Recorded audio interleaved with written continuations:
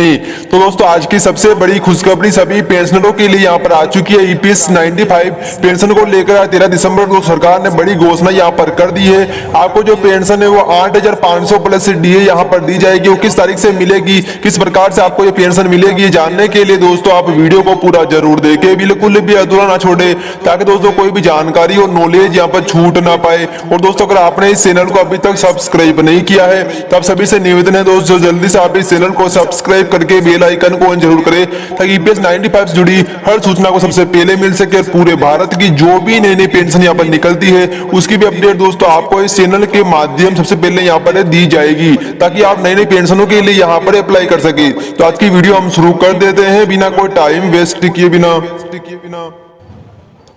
तो दोस्तों आप सभी को ये तो पता ही होगा, ईपीएस 95 पेंशन के तहत यहाँ पर जो पेंशन बढ़ोतरी की जो मांगे हैं पिछले कई सालों से यहाँ पर चल रही है और कई आंदोलन यहाँ पर हुए हैं। कई आंदोलनों का परिणाम जो काफी भारी रहा, तो कई आंदोलन ऐसे ही यहाँ पर सफल हुए हैं। तो इस बारे में क्या अपडेट दोस्तों यहाँ पर आई है, क्या पेंशन में बढ़ोतरी सरकार के द्वारा कर दी गई है या फिर आपको जो पेंशन बढ़ोतरी है नहीं हुई है, ये जानने के लिए वीडियो को आप पूरा जरूर देखें। तो दोस्तों आपको बता दें आपकी जो पेंशन बढ़ोतरी है वो कर दी गई। आपकी जो पेंशन है वो काफी ज्यादा यहाँ पर मिलेगी। सरकार ने उसने यहाँ पर घोषणा कर दी कि आपकी जो पेंशन है वो किस तारीख से आपको 7,500 दी जाएगी या फिर आपको जो पेंशन है वो 8,500 यहाँ पर दी जाएगी।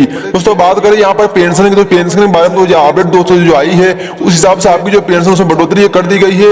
लगभग दोस्तों आपकी जो पेंशन है वो 7,500 भी हो सकती है या फिर 8,500 प्लस डीए भी आप सभी की जो पेंशन है हो सकती है, क्योंकि सभी ने अपनी जो जरूरतों के अनुसार आपकी पेंशन की मांगे की थी। उस हिसाब से सरकार ने क्या निर्णय यहाँ पर दिया है दोस्तों आपको बता दें। यहाँ पर यूपीएस 95 पेंशन के तहत सभी को यहाँ पर जो आंदोलन की शुरुआत की थी वो आंदोलन 7 दिसंबर समाप्त हो गए थे, लेकिन यहाँ पर एक नया अभियान यहाँ पर चला दिया गया है, महासंपर्क अभियान। 7 दिसंबर से लगभग ये 31 जनवरी तक जो है ये अभियान चलेगा। इस अभियान के तहत दोस्तों आपकी जो पेंशन में बढ़ोतरी होने के चांसेस ज्यादा है और लगभग आपकी पेंशन 7,500 की बजाय 8,500 भी आपकी पेंशन है यहाँ पर कर दी जाएगी। और लगभग कुछ समय यहाँ पर लग सकता है, लेकिन दोस्तों आपकी पेंशन बढ़ोतरी तो होगी, जरूर होगी, लेकिन कुछ समय यहाँ पर लग सकता है। सरकारी काम में यहाँ पर काफी जो समय लगता है, क्योंकि आप सभी को पता होगा अभी यहाँ पर किसान आंदोलन भी चल रहा है। किसान आंदोलन के समाप्त होते ही आपकी जो पेंशन का मामला सरकार के द्वारा यहाँ पर सुलझाया जाएगा। आपकी पेंशन में जल्द ही यहाँ पर बढ़ोतरी है कर दी जाएगी और लगभग आपकी पेंशन है वो लगभग दोस्तों यहाँ पर 7,500 यहाँ पर मिल सकती है,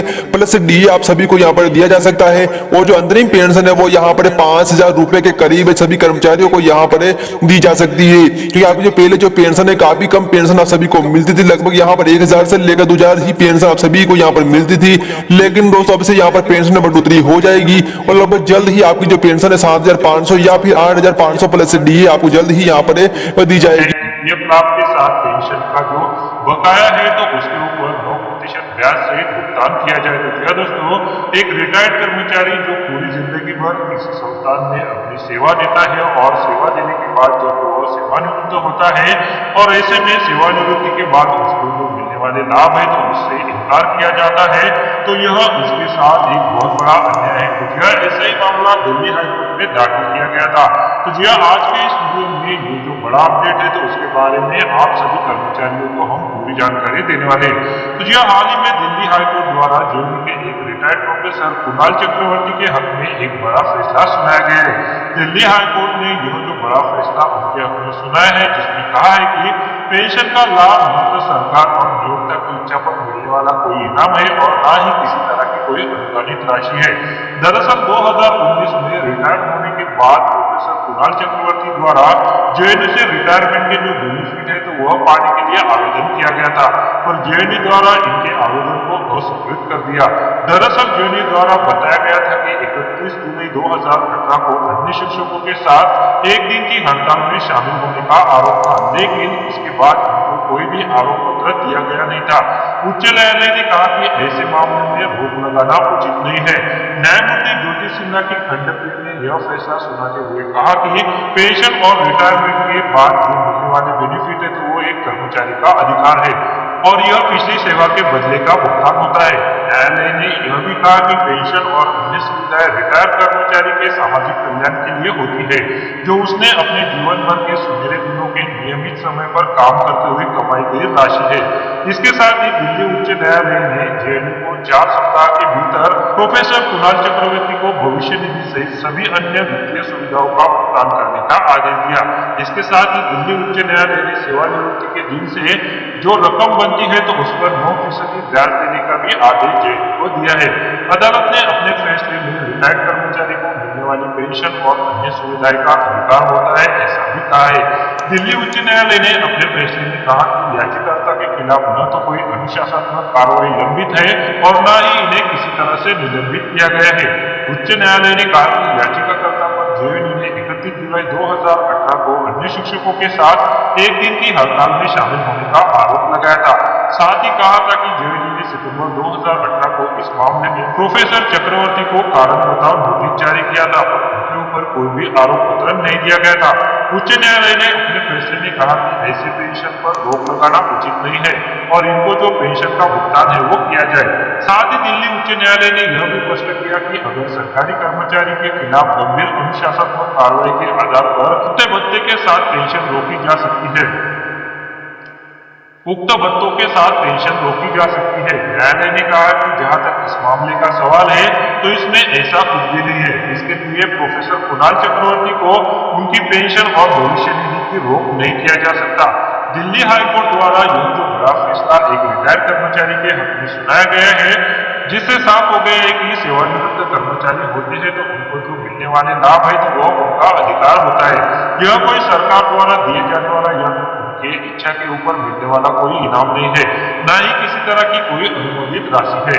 तो अगर कोई रिटायर्ड कर्मचारी ऐसा ही है और उसके साथ भी ऐसा अन्याय हो रहा है तो उनको मिलने वाले लाभों के लिए वो आवाज उठा सकते हैं, क्योंकि बहुत सारे सेवानिवृत्त कर्मचारी हैं जिनके हक में अलग अलग हाईकोर्ट द्वारा फैसले दिए गए हैं और जो मिलने वाले बेनिफिट है तो वो भुगतान करने के आदेश भी दे दिए गए हैं। तो जो दिल्ली हाईकोर्ट द्वारा यह जो रिटायर्ड प्रोफेसर है तो उनके हक में एक बड़ा फैसला देते हुए उनको जो ईपीएफ से पेंशन के मिलने वाले लाभ है, साथ जो बकाया बनता है तो उस बकाया के ऊपर 9% ब्याज से भुगतान करने के आदेश दिल्ली हाईकोर्ट द्वारा जेएनयू को दिए गए हैं।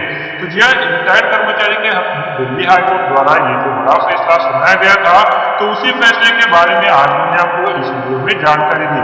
तो जी दिल्ली हाईकोर्ट द्वारा यह जो बड़ा फैसला प्रोफेसर कुणाल चक्रवर्ती जी के हक में सुनाया गया था तो उसी फैसले के बारे में अभी मैंने आपको इस वीडियो में जानकारी दी। इससे साबित हो गया है कि कर्मचारियों को मिलने वाले जो रिटायरमेंट के बाद लाभ है तो वो उनका हक है, क्योंकि ऐसे ही बहुत सारे मामले अलग अलग हाईकोर्ट में दाखिल किए गए थे और अलग अलग हाईकोर्ट द्वारा ये जो मामले हैं तो इनके ऊपर जो फैसले दिए गए हैं तो वो कर्मचारियों के हक में ही दिए गए हैं। तो जो रिटायरमेंट के बाद अगर किसी कर्मचारी के साथ ऐसा अन्याय हो रहा है तो वो भी अपने बेनिफिट पाने के लिए आवाज उठा सकता है। तो जी आज के इस वीडियो में जो बड़ा अपडेट निकल कर आया था तो उसके बारे में मैंने आपको इस वीडियो में पूरी जानकारी दी। वीडियो में दी गई जानकारी अच्छी लगी तो वीडियो को लाइक जरूर कीजिएगा और इस जानकारी को आप ज्यादा से ज्यादा कर्मचारियों के साथ शेयर कीजिए ताकि इस फैसले के बारे में सभी को पता चल सके। और इसी तरह के अपडेट जानने के लिए अगर आपने इस चैनल को अभी तक सब्सक्राइब नहीं किया है तो वीडियो के नीचे रेड कलर का बटन है उसे प्रेस करके आप चैनल को भी सब्सक्राइब करके रख लीजिए ताकि भविष्य में आपसे संबंधित जो भी अपडेट आता है तो उसका नोटिफिकेशन आपको सबसे पहले मिल सके।